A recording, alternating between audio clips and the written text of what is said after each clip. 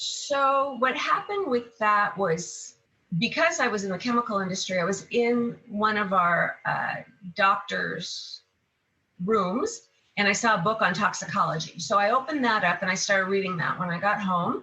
And I was reading what happens when people are exposed to too many pesticides, what happens when somebody's exposed to too much heavy metals. And I could see that my son had the exact same symptoms, IQ decrements, behavioral issues, sleep problems, mood, cognitive decline, picky eater, pale skin, circles under the eyes. And I thought, I'm going to take the word autism and I'm going to put it over here, and I'm going to take the word toxicity and put it right in front of me.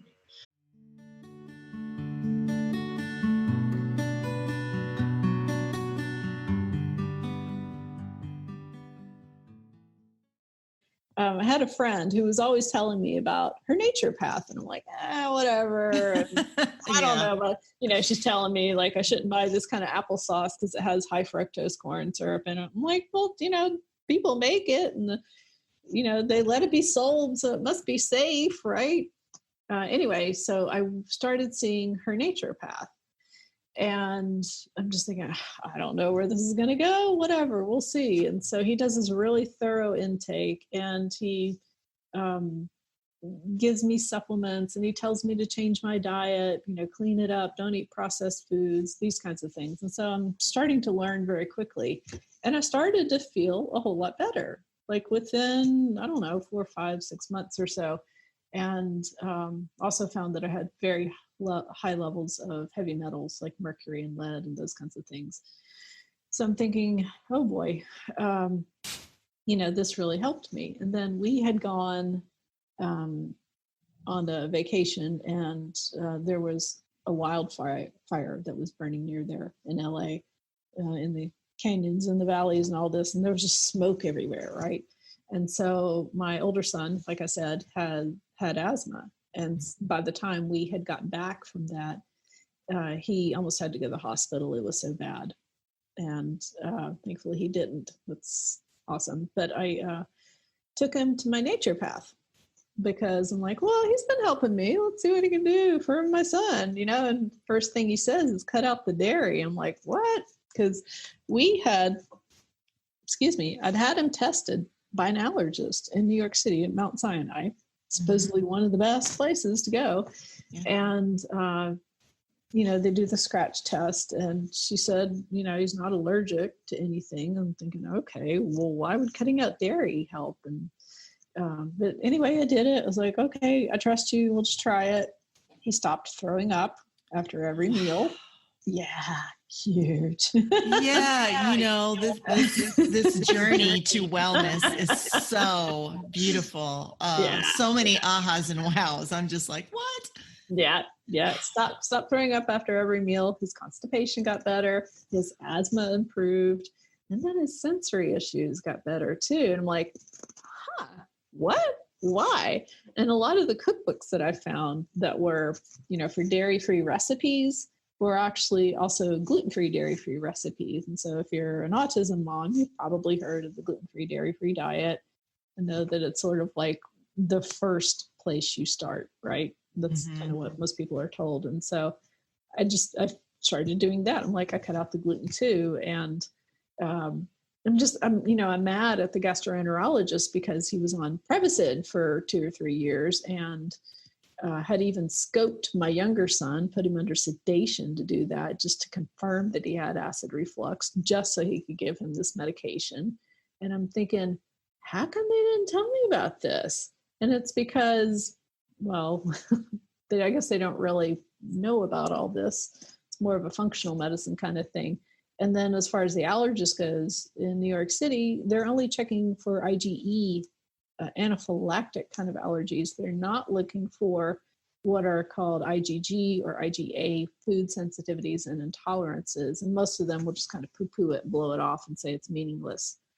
The problem with that, I guess the problem for them is that it's not an instant reaction.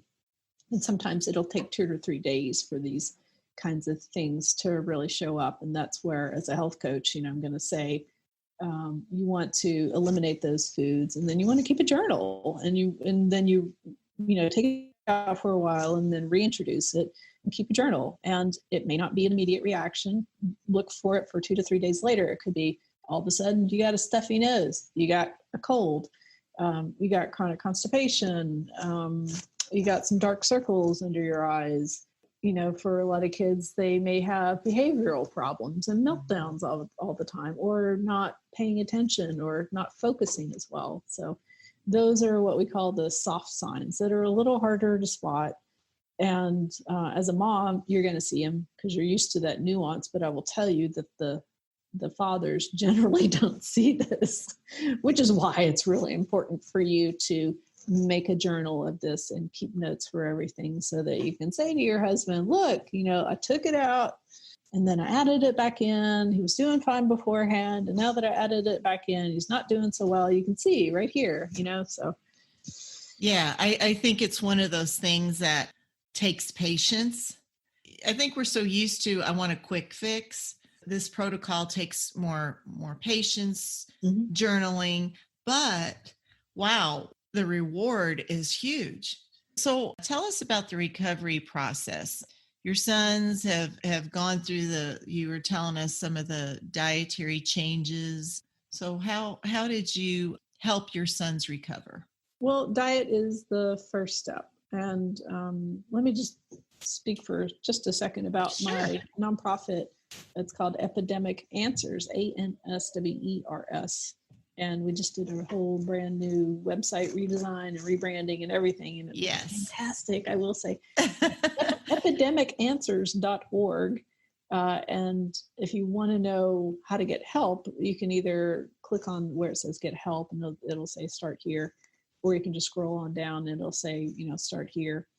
And the first step always starts with diet. You got to change the diet. You got to clean up the diet, right? So you got to take out all of those chemicals and, you know, preservatives and artificial colors and artificial flavors, and eat organic food, you know, as a very, very basic thing. You got to do that first. And then you start to implement other diets. I mean, or you could just do like what I did. And, you know, a lot of people did too, just take out the gluten and the dairy and see if that helps as well. But there's more to it than that, because a lot of times you may hear from parents, well, I tried the diet and it didn't really seem to help. There are other kinds of healing diets. And so we've listed quite a few of them on our website. So you can find out more things like the GAPS diet, you know, gut and psychology syndrome diet, right? Or SCD, specific carbohydrate diet. Teresa Badillo, who you've had on here recently. And I wrote one recently called the low glutamate diet and how that is helpful. And that has been really helpful for a lot of kids with autism. And that gets really kind of interesting. There's the Feingold diet, you know, and so you play around with it and you see what works, but it's always diet first. And then I had taken my son to an occupational therapist who specialized in sensory issues.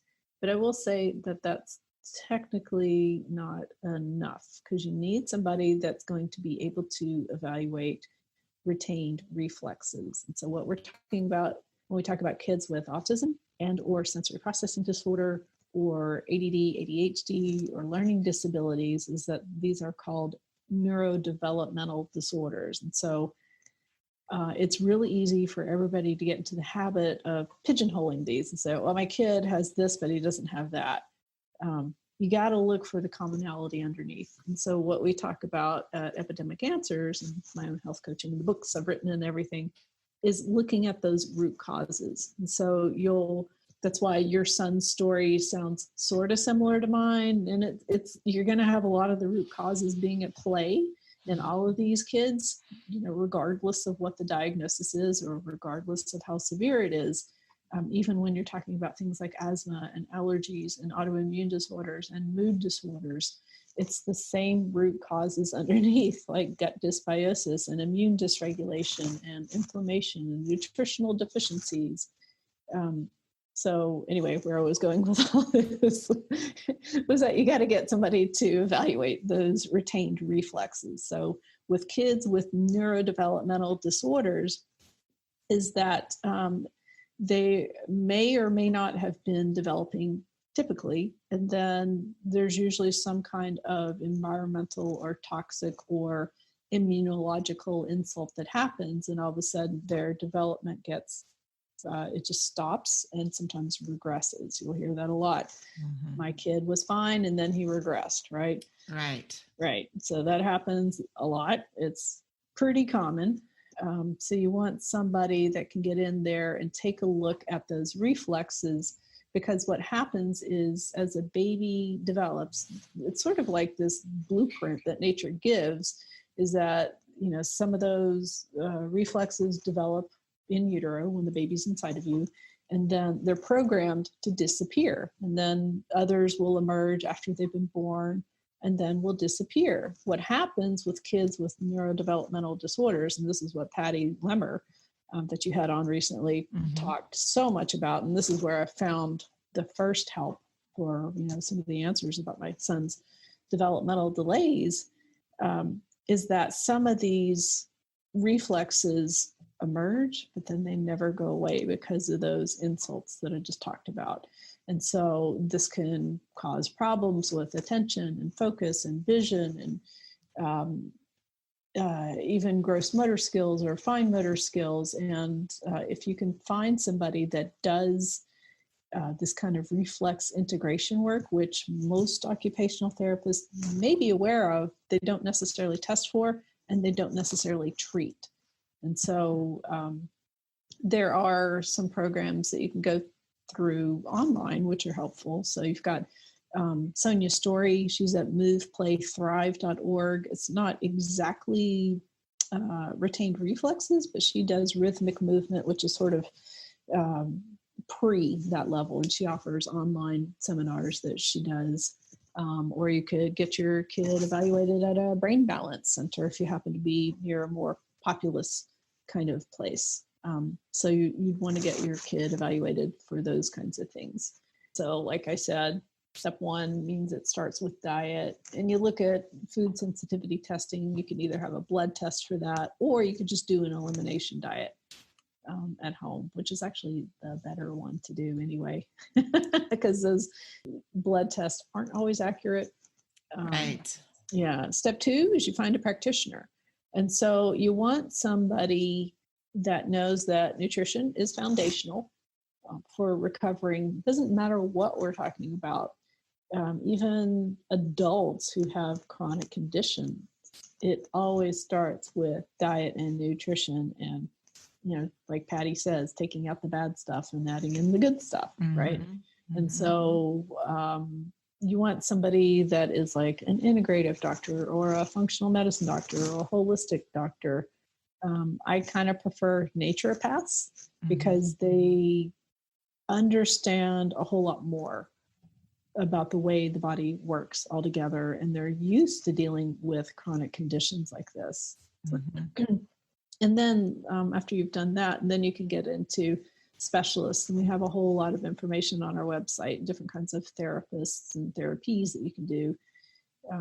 In step three, you want to get to the root of your kid's symptoms. And so those are some of the things that I talked about before with the gut dysbiosis and nutritional deficiencies. And then you're also going to, step four is starting at home. You're going to clean up the environment in the house. You're going to take out all those nasty toxins. Then it says implement a healing diet. We've got all sorts of info there. Avoid medications like antibiotics unless absolutely necessary. Those kinds of things. Would you share with us what you wrote in these two books? I wrote Almost Autism because I was so frustrated with having gone through all this and having all these little aha moments, like, why aren't people telling me this? Why aren't doctors telling me this kind of stuff? Just out of anger and frustration. I'm like, I shouldn't have to be the one that writes this book. There should be one existing, but I wrote it. It's a roadmap. And a lot of parents have written in, what you said, like, I wish I'd had a book like this to be able to understand what's going on with my kid. Just because it says almost autism, don't think it doesn't apply to you, because it's for kids with autism, with ADHD, with sensory processing disorder, learning disabilities. And it breaks it down for you, like, more in depth. So I tried to make it, I like to write in outline form.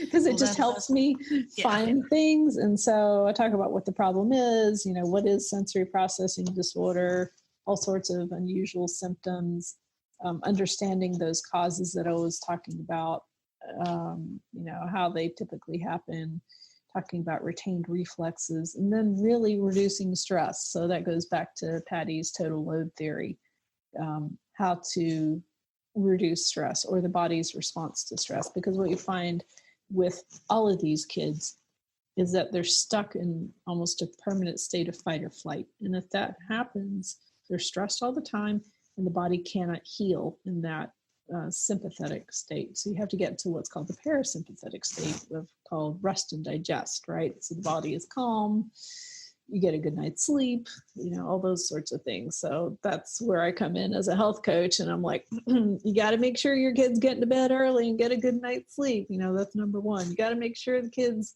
not constipated and should be pooping at least every day, right? Those two things are huge for anybody that's got a chronic condition, and you'd be surprised how many people have problems with those.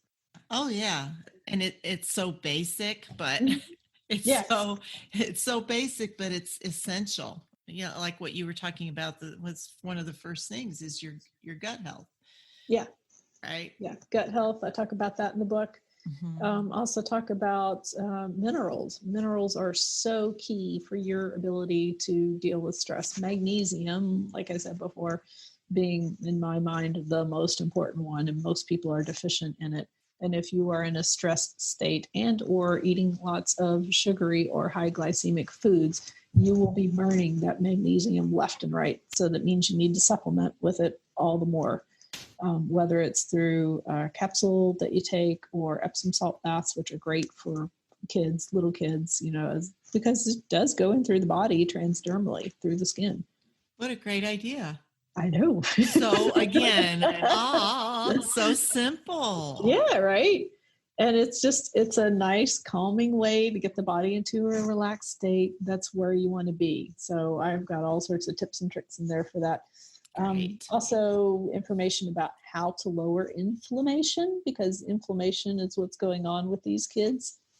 Then that's sort of where the next book came out, Brain Under Attack, right? The brain is on fire. You're talking about autoimmune encephalitis. So there were some studies. There was a study that came out, I think it was in Nature, I want to say about 4 years ago.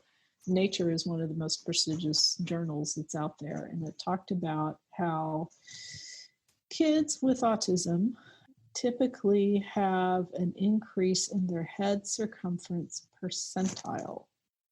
So you want to go back and you want to take a look at your child's baby records, because you'll notice for the first 2 years, the doctor was always measuring the circumference of the head, right? Mm-hmm.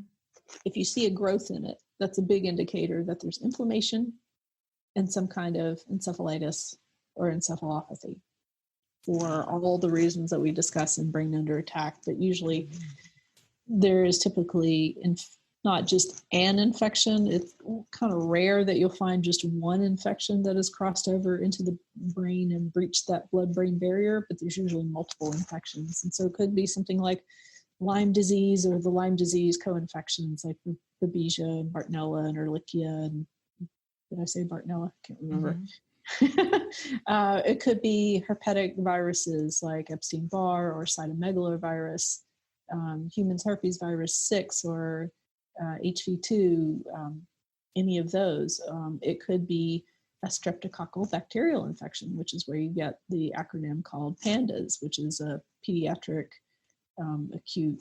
I'm trying to see if I can get the acronym exactly right. Yeah, that's a big one. Yeah, it's a pediatric acute neurodevelopmental associated with streptococcal infection. Basically, it's when the strep throat bacteria has crossed the blood-brain barrier into the brain and causes, and then you'll see tics, like motor tics. You'll see OCD. You'll see anxiety a lot, especially if it's separation anxiety. So anyway, so if you have something like this going on, you definitely want to, like I say, go back and take a look at your child's health history I went back after I read this and I'm like, holy crap, it's right there in front of me. I didn't even, and this is like years later. It's like right there in front of me. Their head circumference percentiles had grown. So like from the 50th to the 95th percentile or something like that. And you'll find in the case, and that's what this article was talking about, is that a lot of kids with autism saw that big kind of growth. But does your pediatrician know about this? Probably not. They don't think to look at it. Same sort of thing as like, you know, you go to take your baby to the pediatrician. They do a temperature check. They're looking for fever. Yeah. What they're not looking at is that your kid probably runs low. So probably in the 96, 97 degree. And they're like, oh, that's fine. It's not fine. It's a sign of hypothyroidism. And so I talk about that in the Almost Autism book too, like how you get those hormonal imbalances that are happening and how they happen, what's causing them. But a lot of kids with neurodevelopmental disorders have hypothyroidism. So one of my best recovery stories is actually a mom in Canada, and she's a medical doctor. And I was like really nervous to be working with her. But if you go on my website, mariarickerthong.com, you'll see her testimonial there listed in my testimonials. I'm not going to name her, but she has her name listed on the website, so you can go read it there. But her baby, I want to say she came to me when her baby was just a little over a year old. And for whatever reason, she had found me and, you know, talked to her about all this stuff. And I'm really kind of nervous because this is a doctor. And I'm like, who am I to be educating her? But she came to me with an open mind and an open heart. And it was amazing how quickly her son was able to turn it around, and he's just so much better. And now she has sort of left the traditional Western mainstream way of doing medicine, and she's incorporating like all of these things that we're talking about. And that's like amazing to me. It's like, I love that. So you're a functional medicine doctor. And for those of you who don't know, and there's a lot of folks who don't know, can you explain to us like what that means and what the difference is with the mainstream doctor? Yeah, sure. So the main differences between functional medicine and mainstream medicine, for everybody that's listening right now, they know when they get their labs or their kids' labs, they'll have their biomarker, their number on the lab, and a reference range that they're being compared to. That reference range is based on a statistical bell curve average of the population of that specific lab. So people have to ask the question, like, who are the people that are predominantly going to the labs that are being compared in that bell curve? It's people with health problems predominantly. So there's a lot of people that go to the doctor. They know intuitively this isn't right for their body. Like there's something's not right here, or hey, something's not right with my baby, and something's going on here. I know my child. And the doctor says everything's fine. You know, you're just everything's normal. If it's an adult, you're just depressed. Here's an antidepressant, or you're just getting older. You just need to lose weight. You're a new mom. All these reasons as to how could they be having symptoms despite quote unquote normal labs. But what their doctor is unintentionally telling them is that they're a lot like the other people with health problems that they're being compared to. And just because something's common doesn't necessarily mean it's normal. And comparing yourself to other people with health issues and then saying, let me get answers for myself, it is not helpful for many people. Many people fall through the cracks of that approach because there's a lot of gray areas. Health exists on a spectrum, and many things fall through the cracks of black and white, and you don't fit into our boxes, and then you're just labeled as depressed or a hypochondriac, or and you're made to feel like you're crazy in many ways. And in functional medicine, we're looking at a thinner interval of numbers, an X to Y interval within that larger reference range on that lab to say, where is your body functioning the best? Where is optimal, vibrant health? That is the functional range. And we're looking at that standardized optimal healthy range and seeing where you're comparing to that. So the Cleveland Clinic's Functional Medicine Center, that's who's trained myself and everybody that's Institute for Functional Medicine trained and certified, and looking at that standardized number. So that's the first thing we do differently. That gives answers to people that are in the gray areas of the spectrum, that understand the nuances of why they feel the way that they do, why are they going through these issues. But we're also running more comprehensive labs. So it's based off of a comprehensive health history to determine what labs are the most relevant. So we're not just running labs for the sake of it, but we're being comprehensive, but still being practical in the sense that we're looking at things like gut issues and the impact that has on the immune system or your brain. We're looking at chronic infections that can drive inflammation levels up. We're looking at hormone imbalances that can impact your mood and your energy levels. We're looking at so many different variables that are the underlying pieces of the puzzle that make up that why they feel the way that they do. And then we realize we're all created differently in functional medicine too. And there's not a cookie cutter approach to getting well, because you could have 100 people with any set of issues, whether it's 100 people on the spectrum or 100 people with Hashimoto's autoimmune thyroid issues. And what's needed for one person is not needed for the next person. So you have to be tailored and customized to the individual. So we use food as medicine. We use natural medicines based on these labs. We use advanced protocols based on these labs. We use medications when needed based on these labs to really be customized to the individual. So that's what it is. It's evidence-based alternative medicine. That would have been the way shorter version of what I just said, but it's a lot more nuanced than that.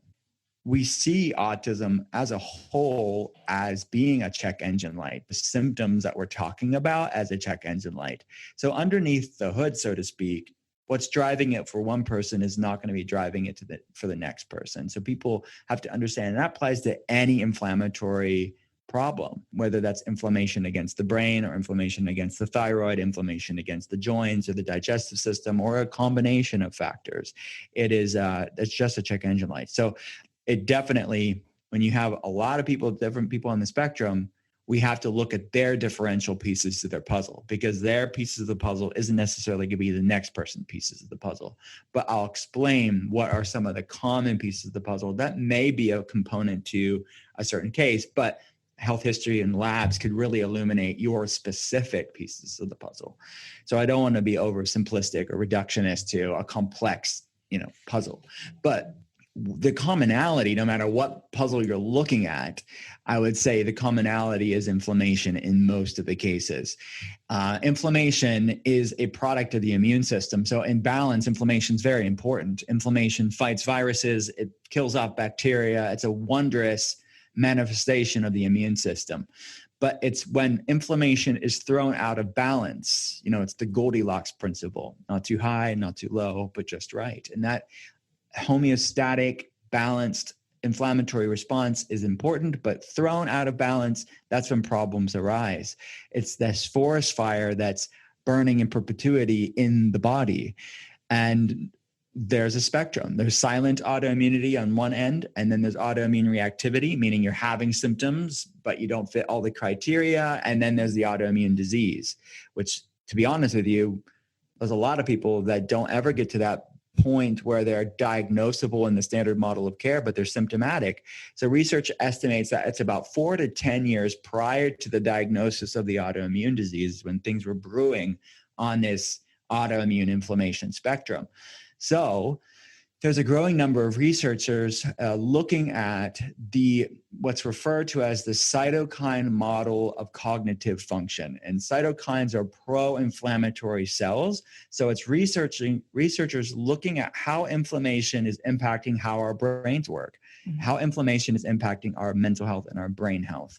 And the old view was that the brain was what was called immune privileged, so that there was no inflammatory response in the brain, that inflammation happened systemically, but not in the brain. But now researchers know that's not the truth at all, that the majority of brain cells, 90% of brain cells, are glial cells. And specifically, the microglial cells is the brain's immune system that, in balance, just like with systemic inflammation, it cleans up neurons and makes sure the brain is pruned and optimal and healthy. But thrown out of balance, microglial cells will ravage neuroinflammation or brain inflammation, and it'll become an assassin really against neurons. That is one component, a breach of the blood-brain barrier, things passing through the blood-brain barrier that shouldn't be able to pass through, causing an hyperreaction or an overactivation of the glial cells, creating neuroinflammation. So that is one major component that we've found, and myself and other people in functional medicine and researchers looking at this as being a component to why autism is happening in a high level, because autoimmunity is happening in a high level. When you see abnormal tagging of neurological tissue against the brain, meaning the cytokines are attacking the brain because of something called molecular mimicry. It's sort of a case of mistaken identity when the immune system's tagging the brain cells as a foreign invader, as a virus or bacteria. And this loss of recognition of self is when the immune system starts overreacting against brain tissue. So is this a problem for everybody with autism? No, because you can have inflammation without it being autoimmunity. But all autoimmunity is inflammatory. So I would say whether we find an autoimmune component to the case or not, which we do see a lot, I would say more common is the obvious inflammatory component of the case and the connection between the gut and the brain. Our gut is reformed from the same fetal tissue. When babies were growing in mom's womb, the gut and brain are formed from that same fetal tissue, and they are inextricably linked for the rest of their lives through what's known in the research as the gut-brain axis, or the connection between your gut and your brain. And your intestines are even referred to as the second brain in the research. And 95% of serotonin is made in the gut, stored in the gut. And there's a bidirectional relationship, an intimate connection between the gut and the brain. And that's one of the reasons why researchers are looking at this gut component to kids on the spectrum and the impact that what is the second brain? How is the gut influencing how the brain works? And dysbiosis in the gut, pathogenic bacteria in the gut, and intestinal permeability or leaky gut syndrome. As somebody that can have leaky gut syndrome or things passing through the gut that shouldn't be able to pass through the gut, as somebody has that, they can also have what they refer to as leaky brain syndrome, or increased blood-brain barrier permeability, or the activation of those microglial cells, the brain's immune system. So those are the most common components that you would see clinically as having something not optimal there, some inflammatory component dealing with the gut-brain axis. Then the question is, what's driving the inflammation, what's insulting the microbiome, and that's when the differential labs come in to get the specific pieces to that person's puzzle. You mentioned in your article on your website that autism has skyrocketed since 1970. What do you think has caused this huge increase in autism diagnosis? I would love to hear what you have to say about that, because it's nuts. It's crazy what's going on. It is. And I think like that when you look at those statistics that are given by different autism like societies and organizations, I mean, the skeptic will say, well, it's better diagnostics. Like that's why more people are being diagnosed. And I would agree with them that it's at least a part of it. Better diagnostics are part of it. But look, I think better diagnostics were born out of an obvious increase. If anything, I think that the way that medicine and these things work, the evolution of someone's better diagnostics or awareness is raised because more people are forcing the system to pay attention to what's going on. So yes, better diagnostics, but better diagnostics are in part driven by the numbers raising, because it's born out of necessity. So, and you look across the board, almost every autoimmune issue is raising. It's not just autism. You look at the numbers of Hashimoto's, autoimmune thyroiditis, you look at the numbers of type 1 diabetics, the numbers of fibromyalgia, chronic fatigue syndrome, the numbers of MS, the numbers across the board. It's a lot of different autoimmune inflammatory problems. So to me, it's just lumped into this larger, what researchers refer to as a genetic epigenetic mismatch, because our genetics, researchers estimate that our DNA hasn't changed largely in 10,000 years, but yet our world has changed very dramatically in a very short period of time when in context with the totality of human existence. So our genome is in many ways living in a brave new world of being exposed to things that humans were never exposed to, and deficient in things that humans were never deficient in. And it is all of the things that are stressing are increasing, and all the things that were nourishing are decreasing. So that is what's awakening these genetic predispositions like never before in human history, because of this, what researchers refer to as this evolutionary mismatch, or this genetic epigenetic mismatch. So that is at the heart of a lot of research, not just with autism and that model of understanding it, this inflammatory model, but also other autoimmune issues too. So yeah, that's the main reason that I would say. And of course, there are outlying components for everybody, any unique case, yes. But if you're looking at the statistics as a whole, that would be the cornerstone of the problem. Yeah, that's a lot to take in, but that totally makes sense. The world is very, very different. How we eat, the quality of the food that we eat, and the lack of movement. Mm-hmm. There's a whole thing there. Yeah, it's the foods we're eating or the foods we're not eating. It's the soil depletion, like nutrient soil depletion, the things we're spraying on our crops, the hybridization, the genetic modification of certain foods. It is our stress levels, exposure to toxins, trauma. All of these things are a perfect storm. And that's why we have to be looking at all of these variables that I discussed at length in the inflammation spectrum, because I wanted people to realize, hey, look, inflammation is the commonality between all these health problems, and what can we do about it? And there's a lot of things we could do about it. So that's the other side of the coin, is that while these statistics are sobering, and it's like, what the heck, what can I do? I'm like doomed, but you're not doomed. And there's so much, and this is our message here, is that there's so much you can do to have agency over your wellness, or agency over your child's wellness, because these things are largely improvable, supportable, overcomable, healable, reversible things. So there's a lot that you can do. And with the trickle down of understanding these issues more, the trickle down of better diagnostics, there's also more tools that we have as parents and as doctors than we've ever had before. So while, yes, the sobering statistic, yes, there's a big problem, the other side of the coin is we understand it a lot more now, and we can do something about it. What are some of the specific steps that they should take in terms of testing to make sure that their child is optimally functioning at a biological level? I think that sometimes if you're just diagnosed, sometimes it is, you don't need lots of labs. Sometimes depending on the age of the child, you don't want to have a lot of labs ran. It's just getting a lot of blood drawn on a little baby isn't necessarily the most practical thing. So sometimes you start with you get a good health history, and the health history tells you a lot.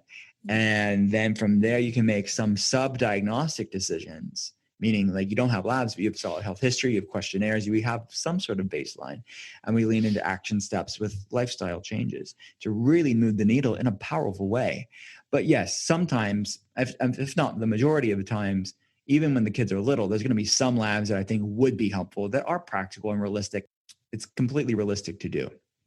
So some basic blood tests, and then looking at the optimal ranges, not just the lab's reference range. So keep that in mind. So we put all the blood tests on a spreadsheet, and we're comparing it to where does optimal, feeling great, doing great look like, not just the lab's reference range.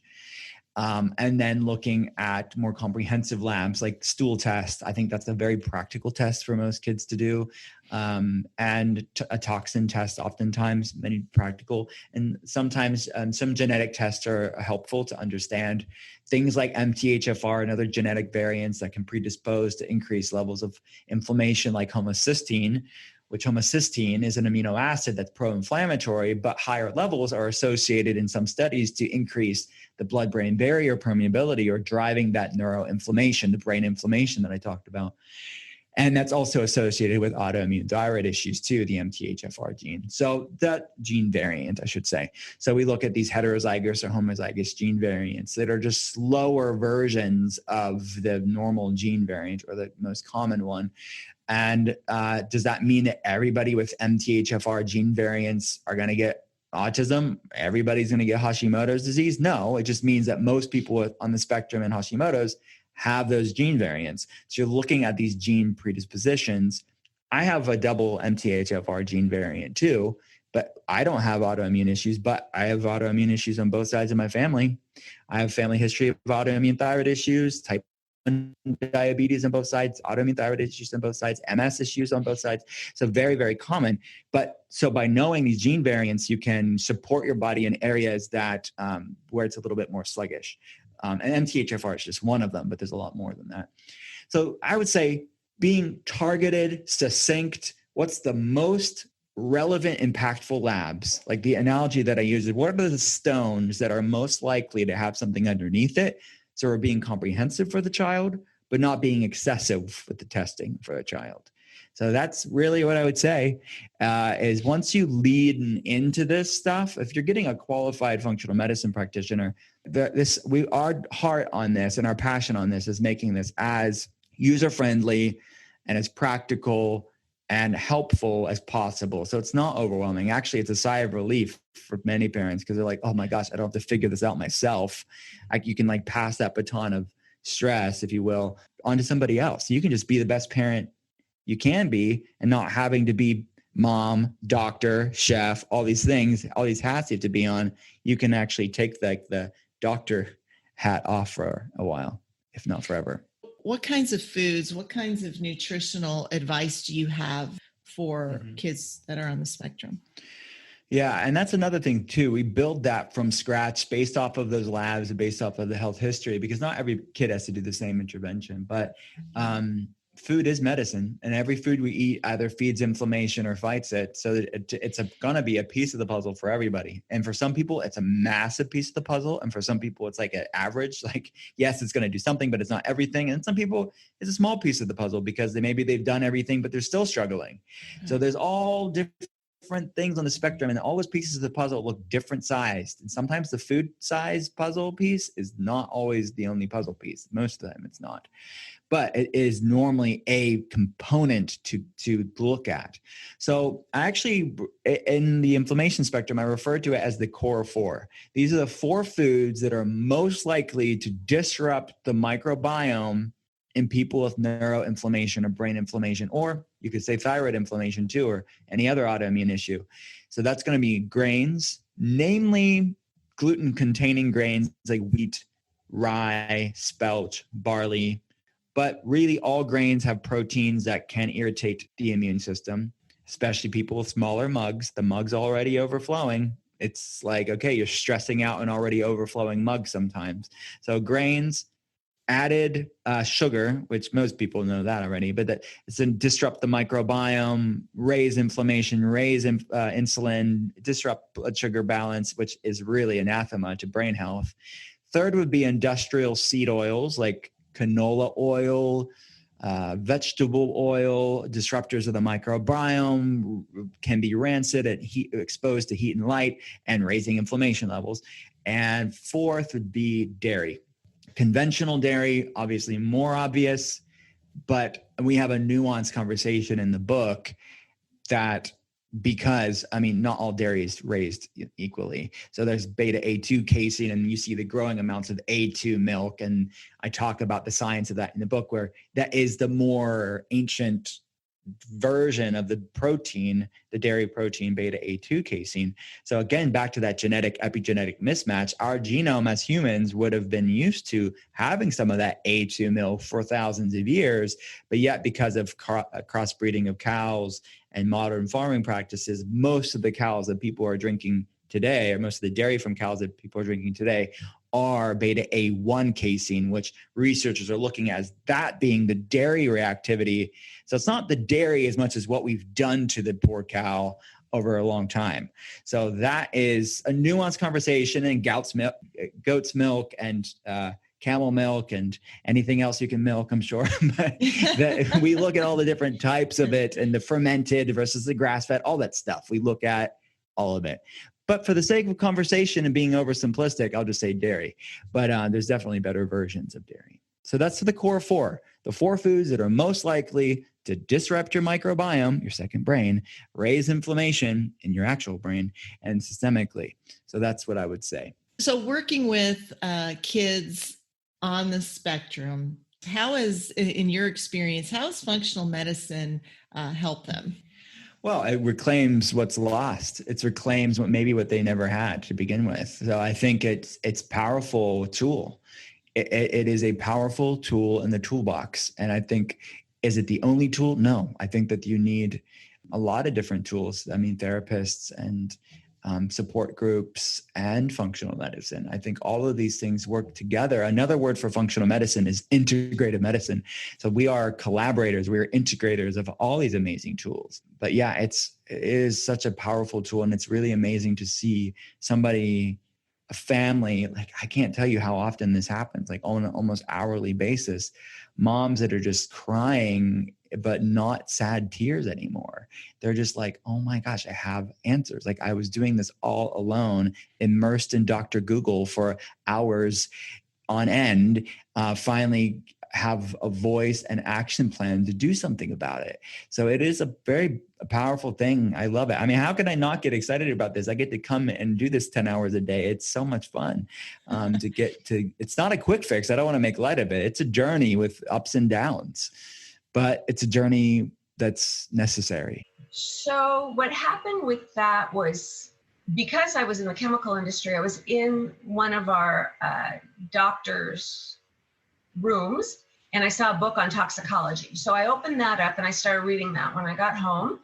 And I was reading what happens when people are exposed to too many pesticides, what happens when somebody's exposed to too much heavy metals. And I could see that my son had the exact same symptoms. You know, IQ decrements, behavioral issues, sleep problems, mood, cognitive decline, picky eater, pale skin, circles under the eyes. And I thought, you know, I'm going to take the word autism and I'm going to put it over here, and I'm going to take the word toxicity and put it right in front of me. Because that was initially where I thought, if he ever had a problem, I'm going to look there. And I just never did. So I started reading all about toxins, and it happened actually in a newsletter that Patty Lemmer, who you had interviewed, she had a little newsletter. This is, of course, before the internet, called the DDR, the Developmentally Delayed Registry.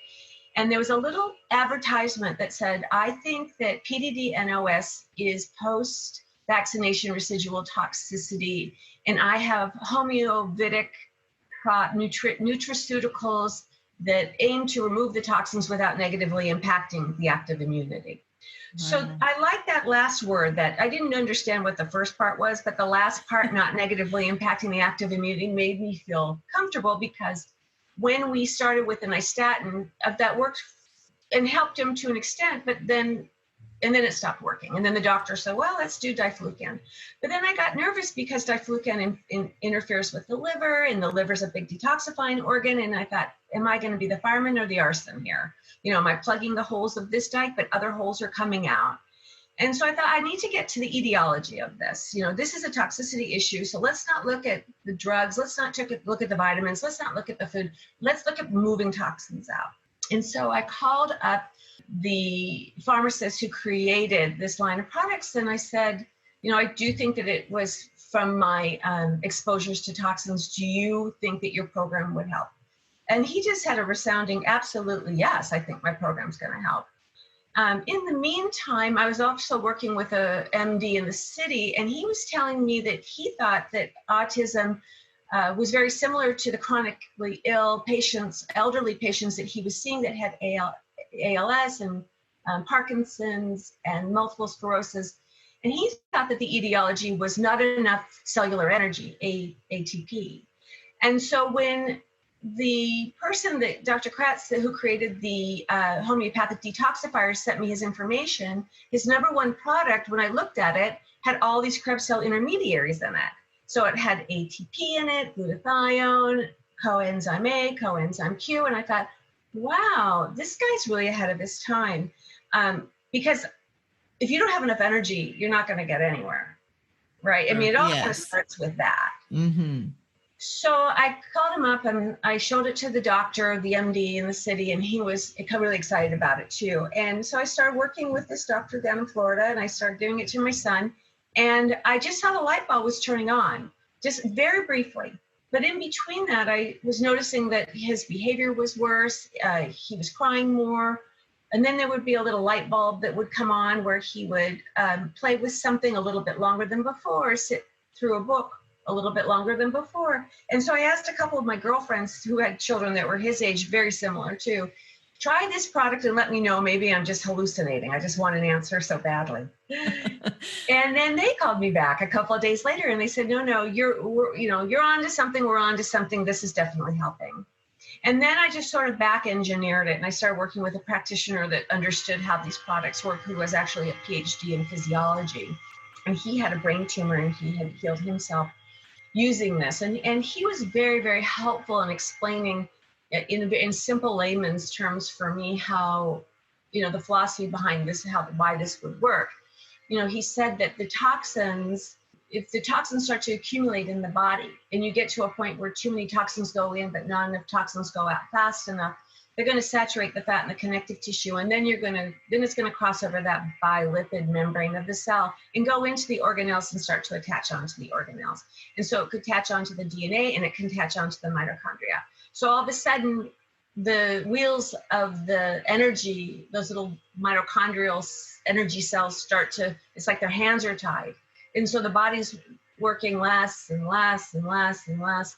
And he also gave me an example when I said, well, what about the nystatin? Should I keep him on that, whatever? And he didn't say yes or no, but he gave me this analogy that always stuck with me. He says, if you have a tree and it has fungus growing on it, you can spray it with a fungicide and maybe it'll go away. But if it doesn't, and the fungus grows back in a couple of weeks, now your fungicide might not work anymore. So you got to use 2 fungicides. And then maybe in a month, it grows back again, and now you're using 3 fungicides. He goes, at one point, you got to stop treating the tree with the fungicides because you're making a weak tree even weaker. And you've got to start treating the tree instead of the fungus. So he's like, that's the approach I take when I work with clients. And so that's what we're going to do. We're going to try to take as much stress off of your son's system so that his body can repair. And we're going to do it artificially by giving a product that has Krebs cell intermediaries in it so that we can imbue every single cell, the billions and billions of cells, with energy so that the body then can get turned on and then can naturally start pushing out what's ever on an extracellular level or an intracellular level as far as toxins. So that was one point that he made. The other point that he made was that really stuck with me, because at the end of the day, we kind of forget about why we're doing things, and then it's kind of like little analogies that go back to our head. Yeah. He says, what happens when we pass on? We have more microbes in our bodies than we do cells, right? They say we have 10 times more, microbes than cells.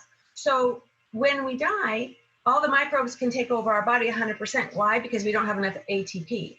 So if your body has a bunch of toxins in the cells and it's hooking onto the mitochondria and the body's working at 40%, you're going to have a 60% microbial overgrowth. So a lot of these kids, they have yeast, they have parasites, they have allergens, they have antigens and bacteria, but that's probably a secondary reaction to the primary problem, which are xenobiotics, which are all probably the man-made things. Heavy metals, chemicals, pesticides, radiation. So when you do a homeopathic detoxification program, of course, you're going to want to start with the most superficial layers, get rid of the yeast and the bacteria and the parasites first. You don't want to pull out those really deep-seated endogenous toxins, or else you're going to have what they call a big detox reaction. So that made sense to me also. And so that kind of got me up and running of what I was trying to accomplish. Try to get his ATP levels up, give his body enough energy to start detoxifying on its own, and then start to kind of go in and start addressing specific toxins from the microorganisms first, going down to the man-made things, the xenobiotics. How did you become a homeopath? I would love to know about that and the work that you do, and how did that happen? Well, when I was working with my son and then he was making such incredible progress, a lot of parents were calling me up asking me what I was doing. So I was still in the chemical industry, and on my lunch hour, I would tell them where to go and what to buy and try this and try that. And they were also working with the person I was working with. And it just got to the point where I was just talking to people all weekend long, all day long. My boss was getting after me. My husband was getting after me. And I finally went to some of the integrative doctors in my area, and I said, look, you guys, this is really helping. I think that this is going to unblock them. The metabolic system's going to start to move. The homeostasis is going to come back. And then all the things you're doing on the biochemical level like the H-spot and chelation and vitamin C, therapies and all the other things that you're doing are going to work so much better. And then they said, well, explain it to us. And when I started to explain homeopathy, they looked at me with, their eyes crossed, and they said, we don't even know what you're talking about. Why don't you do it? And we'll send people to you. And so I made that decision when my son was about 8 years old to start transitioning over to doing homotoxicology, because I just wanted to help more and more people. And that was a very hard decision to make too. I had to do a lot of meditation. I joined a meditation group. And subsequently from that meditation group, we started retreats. And so once a year, Patty Lemmer usually goes to the retreats, and Maria Rickert Hong, who you've interviewed, come a couple of times. But I do it to talk about how to calm our minds down, how to have support and community. I also have practitioners, give them platforms where they're not really given platforms in the more mainstream conferences. And so that's just been a really great way to, I know I'm going off on a tangent, but that's been a really nice way for parents to get information and get a community amongst themselves and find strength among themselves. And when it looked like I was going to be doing homotoxicology myself, I looked around, again, having two small children with health issues. I would have loved to have gone to naturopathic college because I have a bachelor's degree in science. So it would have been a natural segue for me. But I couldn't leave the house, and I needed that full-time job for the insurance and everything else. So I looked into chiropractics. I looked into massage therapy. I looked into all kinds of things, and homeopathy seemed to work the best for me. So I became a homeopath, and you learned about like cures like to move toxins out, and that's really homotoxicology. So I became a classical homeopath as a vehicle to do homotoxicology. That was always my intent. Now, homotoxicology, there isn't any formal training. It's usually done by the remedy companies. So homotoxicology has been around since the 1920s, the 1930s. So it's very well known in Europe. In fact, 80% of the medical doctors in Germany use homotoxicology. There's the Nessman line that's in Germany. It's been around since the 1930s. There's the Unda line in Belgium. They've been around since the 1920s. There's a couple of American lines. Des Bio has drainage remedies.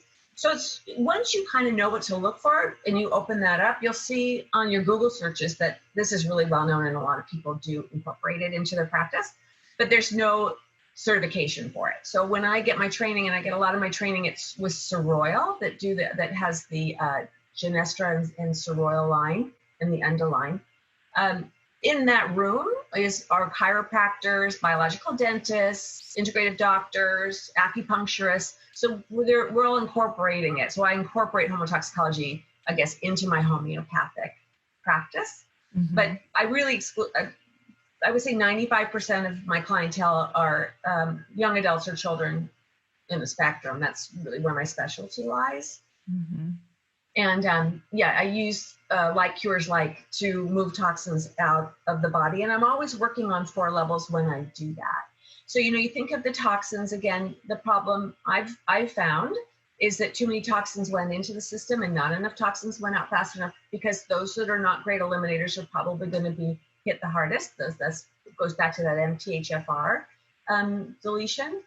And so when the toxins go into the cells and into the mitochondria, I'll use homeopathic detoxifiers to signal the body, billions of cells, alert the body the toxins are in there, whether I'm targeting yeast or bacteria or parasites or allergens and antigens. The body then recognizes the toxins are in those cells. It will leave and go into the bloodstream, and that's your pathway of elimination. So you're going to relive your medical history anytime you work with homeopathy, because it's a system of elimination, right? It's not a system of suppression. It's not going to be pushing things in, it's pushing things out. So the hair, blood, urine, and stool get very, very dirty on homotoxicology, probably on homeopathy too, and that can be validated with lab tests. So you can even see what's coming out, which is what I used to do too. I used to, check for heavy metal of my son's hair, blood, urine, and stool. I used to look at the organic acids test, see what was coming out in the urine, anaerobic bacteria and fungus and yeast. And then I also was interested in seeing what the CBC and the chemistry profile looked like. Because remember, if you get the toxins out of the cells, and then the DNA repair enzymes can come out and clip out those mutations and resequence those nucleotides, you're going to have finally a healthy cell. When you have a healthy cell, cells will divide to make tissues, tissues make organs, organs make systems. So it has to start with the cell. It really, really does have to start. And you can actually validate this with lab tests. So you pull the toxins out, it's in the bloodstream. So you want to use something called drainage remedies, which are low potency. So they're not detoxifiers. They're herbals that have a specific function and go and support specific organ systems. Like solidago is going to be a drainer for the kidney, and dandelion will be a drainer for the liver. And it gives that organ a push, it'll increase the circulation and metabolism. So you don't want things to get clogged up. So you use a couple of drainage remedies. So that would be put into probably one of my consultations. Now things are draining out even more. So you're detoxifying the cells, you're draining out a couple of organs. Then you probably want to use an herbal like berberine or olive leaf extract or cat's claw to break down the microbes that are being released. And then you want to use a sponge to soak it all up, whether it's diatomaceous earth or Luvos powder or Pectisol or any kind of chlorella. And so that'll help abate some of the toxins that are coming out. And that's basically what homotoxicology does.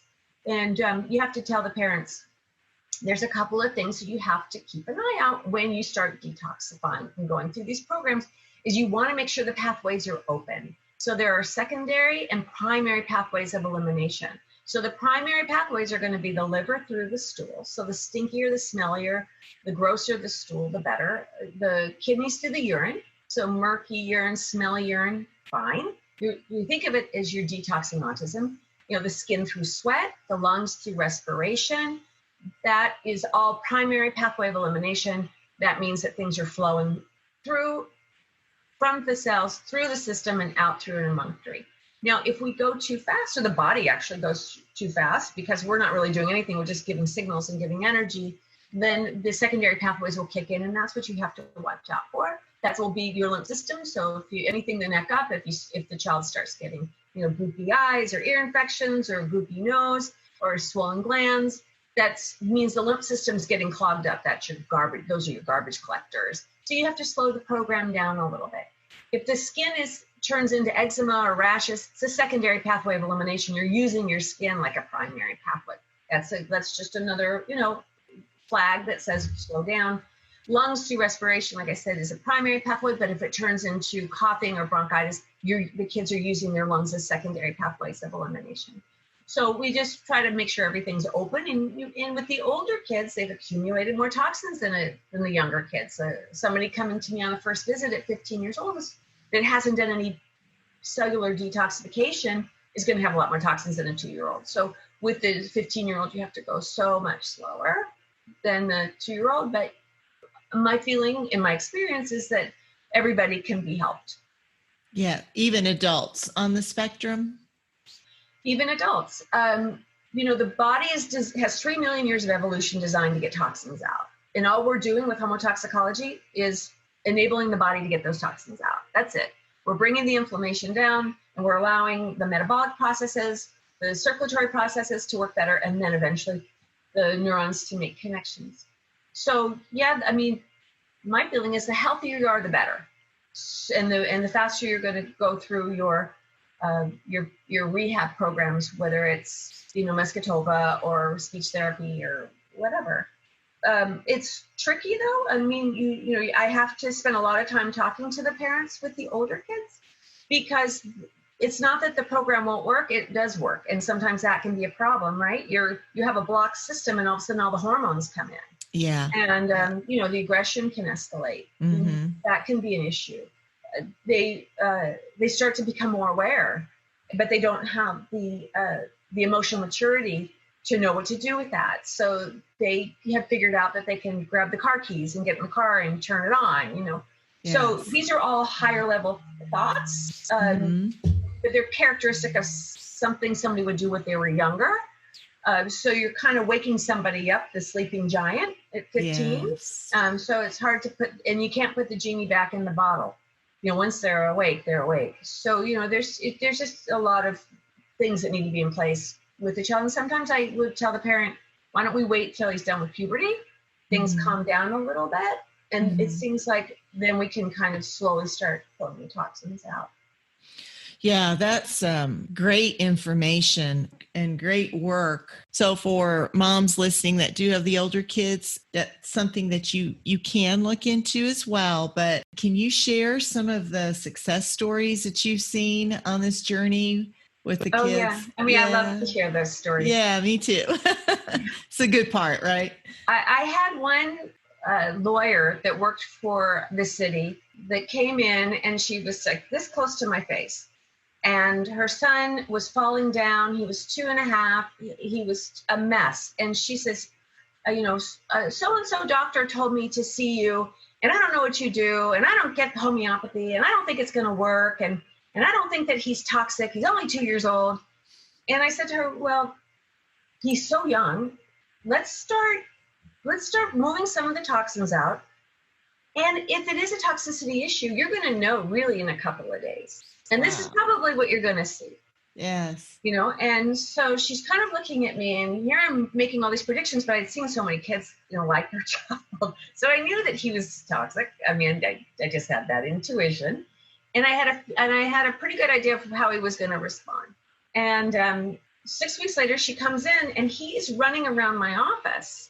And I don't even recognize him because I'd only seen him once.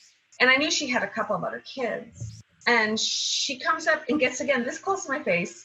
And she goes, I will never put another toxin into my son's body ever again. And I said, but where is he? And she goes, he's right there. Oh, wow. What a great story. Yeah, it was great. And then I also had another child that came to me who was very high functioning. He was 5. But the daughter that was 2 was nonverbal.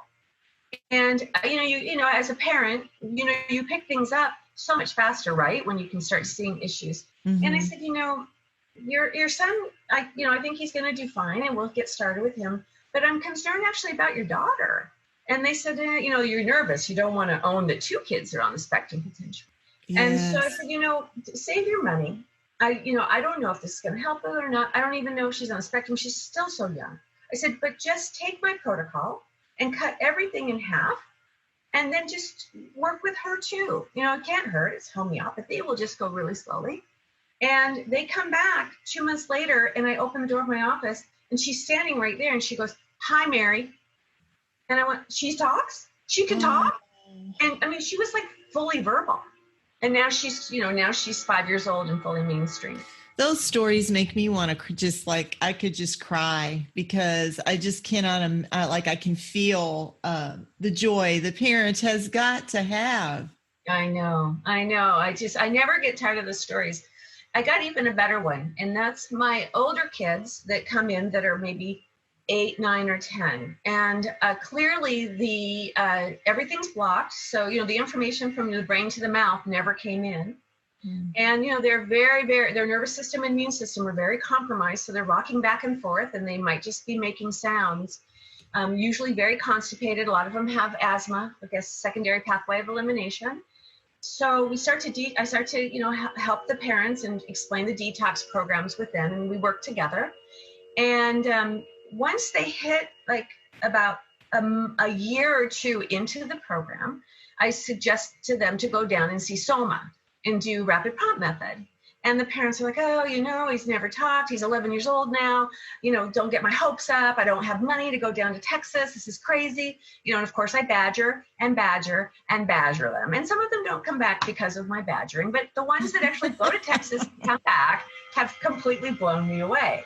So we have these kids that have no formal education ever, ever, ever. We don't know if they can read. We don't know if they can write. And we don't know because their fine motor skills are so compromised and they can't speak.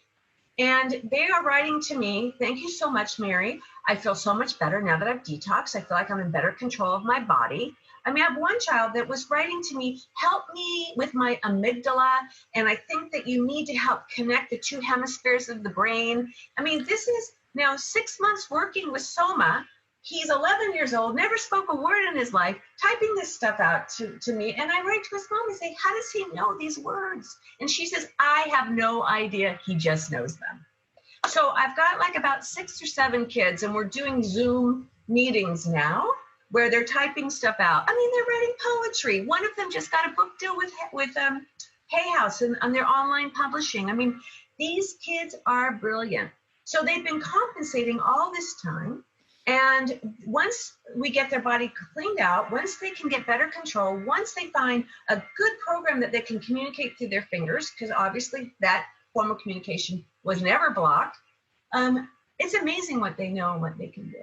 So I am always just so excited on what these kids are constantly showing me with how they communicate. And we've got to get over, I mean, a lot of the parents, of course, want their children to communicate through the oral word, but communication is beautiful in any way, you know, whether it's sign language, whether it's through RPM, whether it's through the LAMP program, which is language acquisition through motor planning. I mean, once these kids have a voice, I mean, they are writing saying how thrilled they are that they can finally get their thoughts down and share it with the world. What is it that the mom should be looking for? When do they know to come to you for help? Well, like we were saying before, you and I, that there is no clear path. Of course, everybody whose child they feel has done well and progressed will have a different story. But in my story and people coming to me, they are looking to move toxins out. They have a feeling that that's the etiology and they want consultations on that. So the things that I would look for if we thought that it was a toxicity issue are the primary pathways and the secondary pathways functioning properly. So if you have a child that's having a bowel movement every 3 days and has all these ear infections or skin rashes or asthma, then you know you have to start to think of what can I do to unplug that, unblock that. The sooner, of course, that you can unblock that, the better. I find that homeopathy and homotoxicology is very gentle on the system, and kids' organs are very stressed. So I just find that those remedies are just so helpful to children even as young as 1 year old. You can start just putting a 1 drop on the wrist and just kind of open up the liver and the kidney and the colon, and then get the inflammation down. It's all about getting the inflammation down, right? And then, like I said, hopefully getting the neurons connected. And 0 to 3, there's a lot of neurons that make major connections. Not that the brain isn't super plastic all the way until we're 95 years old, but a lot of neurons make connections. So in the earlier years, so the earlier the better to unblock and get the inflammation down is going to be very helpful. Again, I remember what I was saying earlier that I took the word autism and I put it to the side and I was looking at toxicology. But under that heading of toxicology, I was looking at 4 other words then. One was allergy, one was autoimmune, one was inflammation, and one was stress. So when my younger son, who was 2 years old, came down with juvenile diabetes, that's autoimmune, right? So what is it? It's probably all the same continuum, right? Except one got hit harder than the other did, and usually the first child will probably get hit the hardest because he's getting the greatest amount of toxic burden that we have in our bodies, and we're unfortunately passing it down transgenerationally in utero and also through our breast milk. So the first one usually gets, unfortunately, hit the hardest. So when I use those words, allergy, autoimmune, toxin, detox, and stress and inflammation, it was easier for me to then start to kind of work with that. So the point of these kids having a maladaptation to stress is that you've got to take the stressors off, right? Mm-hmm. So if I'm doing a homeopathic detox program, but they're eating cheese crackers and pizza and Diet Coke, it's like you're putting sand in the boat, and here we're trying to take sand out of the boat. So we have to de-stress on a huge level, and that's really kind of under homotoxicology is under another umbrella, which is called German biological medicine or bioregulatory medicine. So you're trying to regulate the biology by taking stress off of it. So EMFs, diet, some kids need enemas on a regular basis, exercise the colon to get things moving out. Some kids need to be on the trampoline to get their lymph system drained out, running around, sweating. all those things are going to assist in the in what homotoxicology wants to do too. So it all has to work together to de-stress the body.